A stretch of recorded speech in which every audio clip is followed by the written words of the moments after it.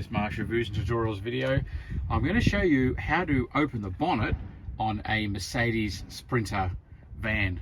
Now, whether your steering wheel's on the Australian side like it is over there, or the British side, or if it's over here, the handle is the same, right under the dash, right there, and pull it till it clicks like that, and the bonnet is popped. And then there's a safety catch on it, which from the Mercedes badge here, just off center there, see what I'm doing there? It's a matter of pressing that up, the safety catch opens, then you can open the bonnet, and you've got the shortest little bonnet stay of all time, and that goes into the hinge. So, and then that goes into that slot on the hinge, like that. And then when it goes into that part there, it's secure and won't pop out.